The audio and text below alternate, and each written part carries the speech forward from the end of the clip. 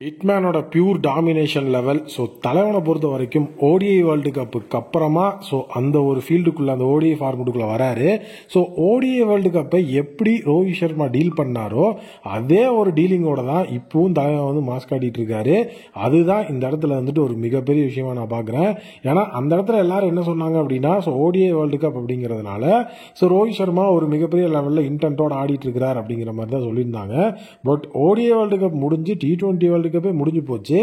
அதுக்கப்புறம் விளையாடுற ஃபர்ஸ்ட் ஓடிஐலேயே ரோஹித் சர்மாவோட அந்த ஒரு இன்டென்ட் குறையவே இல்லை.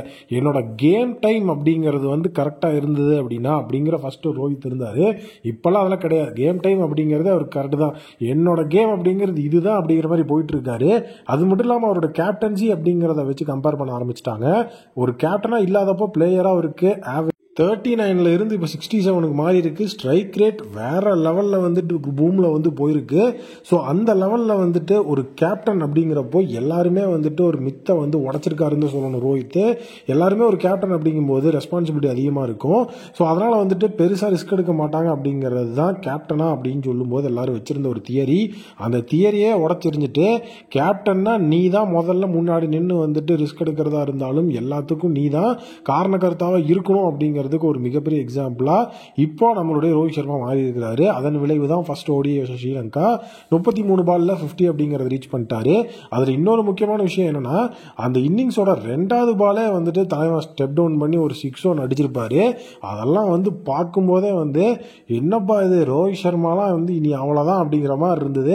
எஸ்பெஷலி வந்து இந்த ஒரு மேட்ச்ல ஒரு இன்டர்நேஷனல் ஓப்பனராக வந்து பார்த்தீங்க அப்படின்னா 15,000 ரன்கள் அப்படிங்கிறத கடந்து மாஸ் காட்டியிருக்கிறார். அது மட்டும் இல்லாமல் அவர் வந்து பால்ஸ் அப்படிங்கிறத வந்து எடுத்துக்கிட்ட விதம் அப்படிங்கிற ஒரு விஷயம் இருந்தது. ஒவ்வொரு பவுண்டரிக்கும் கேப்டனாக இல்லாதப்போ 10 பால் எடுத்துட்டு இருந்த ரோஹித் இப்போ 5 பாலுக்கு ஒரு பவுண்டரி அப்படிங்கிறத ஆவரேஜாக அடிக்க ஆரம்பிச்சிட்டாரு. ஸோ அதுதான் வந்து நம்ம ரோஹித் சர்மாவோட ஒரு மிகப்பெரிய டெவலப்மெண்ட்.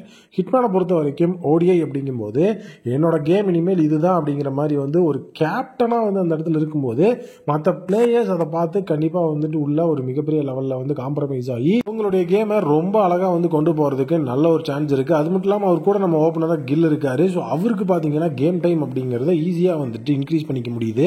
ரோஹித் சர்மா ஒரு சைடு வந்துட்டு அட்டாக் பண்ணி ஆடிட்டு இருக்கும்போது அவர் அந்த இடத்துல தட்டி ரன் எடுத்தாலே அவரோட ஃபார்ம் அப்படிங்கிறத அவரால் காப்பாற்றிக்க முடியும். அவரோட கிரெடிபிலிட்டி காப்பாற்றிக்க முடியும். கன்சிஸ்டன்சியை ஈஸியாக அவரால் காப்பாற்றிக்க முடியும். ஸோ கில்ல பெருசாக ரிஸ்க் எடுக்கவே தேவையில்லை.